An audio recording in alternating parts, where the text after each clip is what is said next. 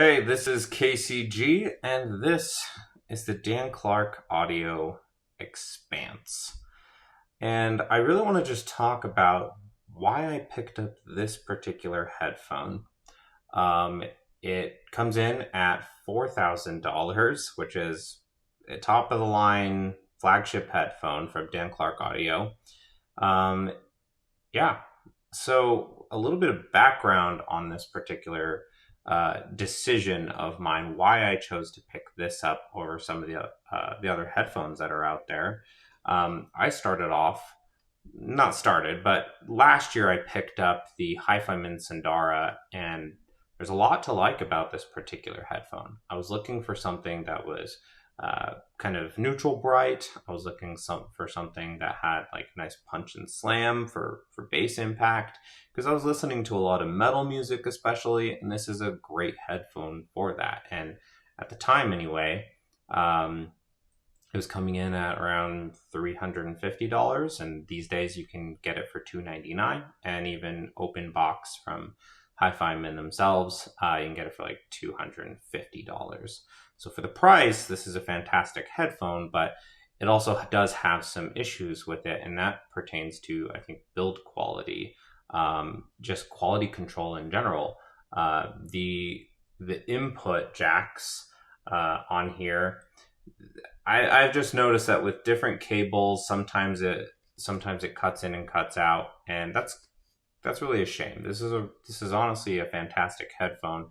But one that I question the longevity of. This isn't even my first unit. I think this is like my fourth unit, if anything, 3 or 4 units.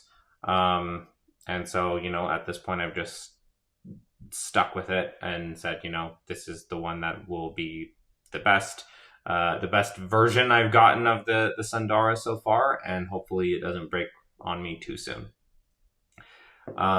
So then following up with that and trying to find something that had a little bit more oomph to it, I picked up the Focal Clear, which is also kind of leaning towards that neutral, bright, I think, presence.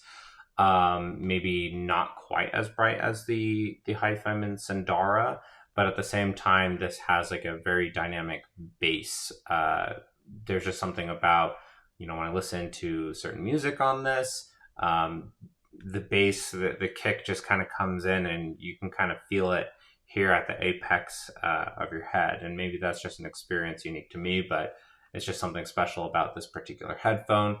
It is certainly better built than the HiFiman Sundara, but you also pay quite a bit more to get that. I like the aesthetic of this particular headphone.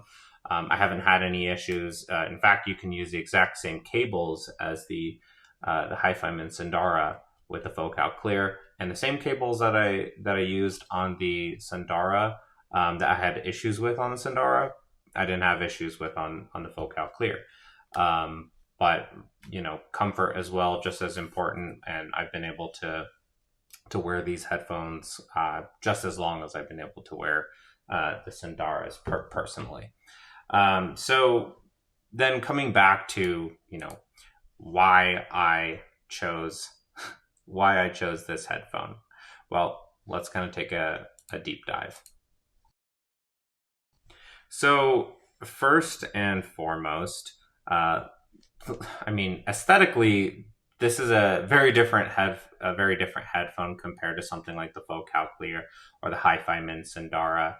But I just love the way it looks. I don't remember exactly what Dan Clark, the word he used, but it's got this like biosynthetic kind of thing, because this grill design is inspired by biology and like the way different organisms create structures like this for to be optimal. So I think aesthetically speaking, I do love the way that this looks. But this is a open back headphone compared to something like the Dan Clark Stealth, which launched last year, which is a closed back. And I prefer open back, generally speaking. And so it was kind of a tough decision to choose between something like the Stealth and the Expanse. Now, ear pad wise, This was another thing that was very important to me, as you can kind of see here. We've got this like more oval shape, which is fantastic. My ears fit in here nicely. I don't find any discomfort with that. You don't have like a leather right here, which means it's a little bit more sweat resistant, I guess I could say, or it doesn't just accumulate sweat like on other headphones that just have complete leather going on the interior. And I do find that there's plenty of depth. Maybe a little bit hard to see here, but there's enough depth for my ears. If you have ears that protrude more, maybe that's a problem for you, but at least for me, it's certainly not a problem on the Dan Clark Expanse. So then another aspect that is really awesome about this is the portability, right? Is that you can just take this headphone and you can collapse it like this. I mean, look at right? You could almost fit this inside here, right? And it's pretty impressive, like the overall footprint, which is what makes these so portable, right? So you can actually take the Expanse case and you can drop them in here, close them up, and then zip it up and take it with you. Although this won't fit the cable, which I'll get to in a moment. So you'll have to carry the cable separately, but if you maybe got an aftermarket cable or something like that, maybe you'd find a little pocket to kind of fill it in there. So, but I do appreciate that they've designed it for that kind of use case if you wanted to take it somewhere with you. Now, about the cable, I really like this cable. I wasn't sure how much I was going to like it. I'm not usually a big fan of like thicker cables like this, but this is definitely a thicker cable. You do have this like interesting locking mechanism. So in order to unlock it, you basically have to pull down on this in order to disconnect it, which can be semi-problematic in some regards. If you forget to take the headphone off your head or something, or you're reaching a little bit too far, then something's going to give, and it's definitely not the connection between this cable and the headphone. Either this headphone's coming off your head, or you're pulling your amplifier off your desk. So just be aware of that, because these do lock. They're not gonna, quick connect by comparison. So very, very solid build in that regard. You can also get this in an XLR variant, but I chose to go unbalanced, and I may pick up an XLR or a Pentacon variant later down the line. So in terms of the headband as well, different people have different experiences with headbands, but in this particular case, like this headband does have some kind of rigidity to it, if you will, whereas something like the HiFiman Sundara is a little bit more flexible, I would say. That being said, I'm usually very sensitive to headbands. And my experience with this is that after several days of kind of listening and just kind of adjusting to the feel of the headphone, I don't have any problems with this. I do like the fact that it does have this kind of retracting mechanism, if you will, like this, but this may be a limitation for people with much larger heads, because that's really the height adjustment that you're given.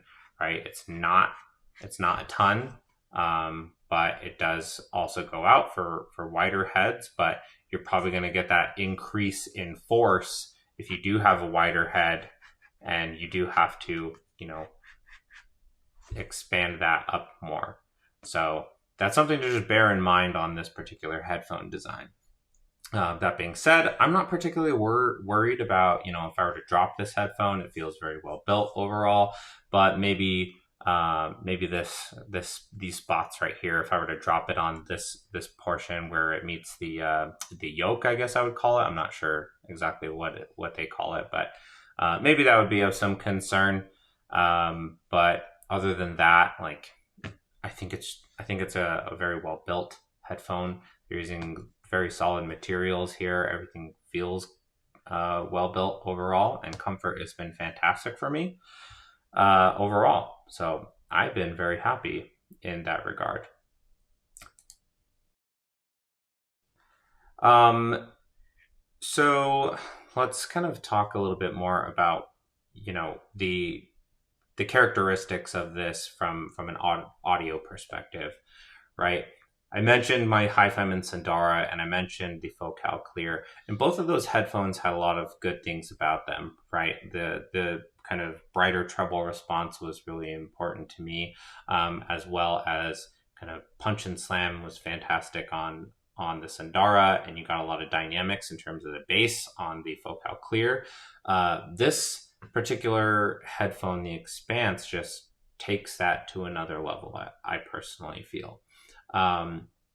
It does adhere to a target curve. I don't know which target curve off the top of my head, but it is, to my ears, it's very pleasant. It's great for the kind of music that I'm listening to, which is often metal music, alternative music, as well as pop and R&B.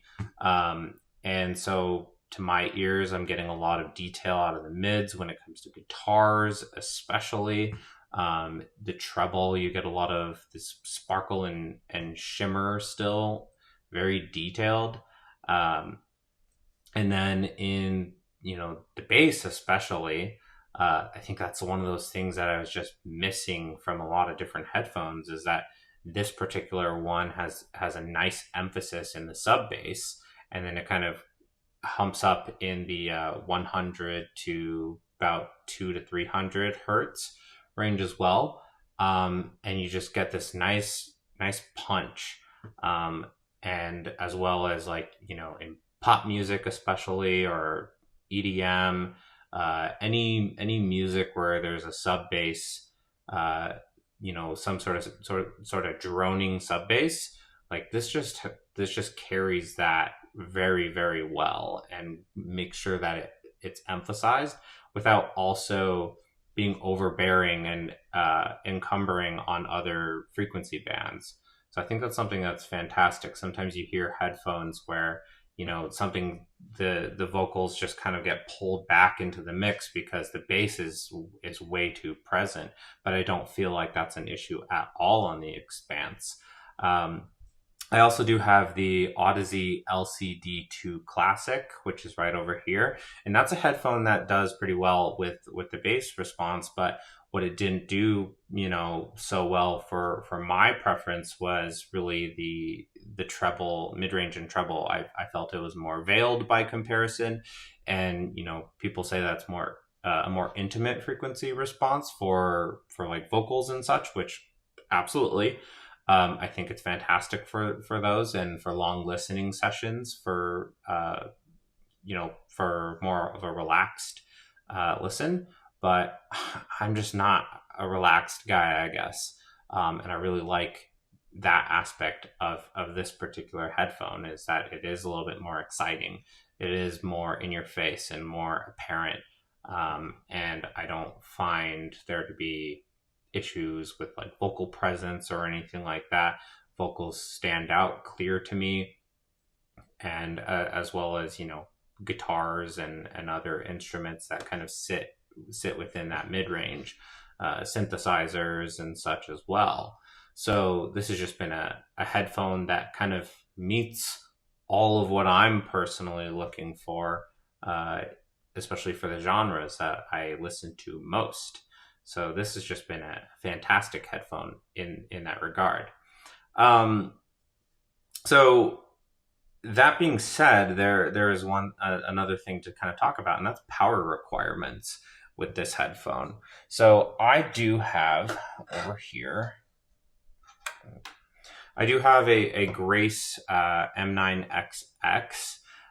This is a pretty good little miniature DAC amp combo. It's able to push a decent amount of power. But what I found with an amp like this was that, and this may be just be unique to this amp and some other amps. I'm not making too many generalizations here, but for this particular amplifier using the Expanse, normally with something like the Sundara, I would maybe be pushing up to 75% at most. Usually not even that. Whereas with the Expanse, I'm like, my minimum volume is somewhere around 75 a lot of the time, and then pushing up towards like 85%. So the power requirements are substantially more with the Dan Clark Expanse compared to some other headphones. That being said, it also appears to me, an amp like this and comparing it to something like more a little bit above commodity audio interfaces. So I've got like a $200 Motu M2, which I'm recording through right now. And I also have an Apollo Twin X as well, which is like a $1,000 Thunderbolt audio interface. And usually this all across those two audio interfaces and this particular amplifier, I'm usually not really telling a difference on most of my headphones, including the Sundara, the Focal Clear. But something like the Expanse, you can tell a difference. And what I notice on an amp like this with the Expanse is that at those higher volumes especially, this particular amp tends to sound brighter compared to something like the Motu M2 and the Apollo Twin, which is like back there in the corner. And so it's important to recognize that what amplifier you use on the Dan Clark Expanse could really dictate your listening experience. I do also have a THX 789, which I need to get around to, as well as a Liquid Carbon X. And my original intention wasn't to spend $1,000 on an amp or anything, but maybe down the road, if I feel I want to, then I may. But for the time being, I've actually found that something like the Motu M2, which is agreed a more commodity USB audio interface, but it has an ESS DAC in it, and a decent amount of power it pushes for its headphone amplifier. It sounds pleasant to my ears. The Dan Clark Expanse does sound pleasant. Am I getting the most out of it? Perhaps not. But at the same time, I can enjoy it on that particular amplifier. I just do need to push the power definitely more than I have had to compared to other amplifiers. We're talking somewhere around like 2 to 3 o'clock, kind of in that power area on the knob. So yeah, I have really enjoyed the Dan Clark Expanse, and I think for the $4,000, it is worth it to me. But it's definitely reaching a point of diminishing returns for what I listen to.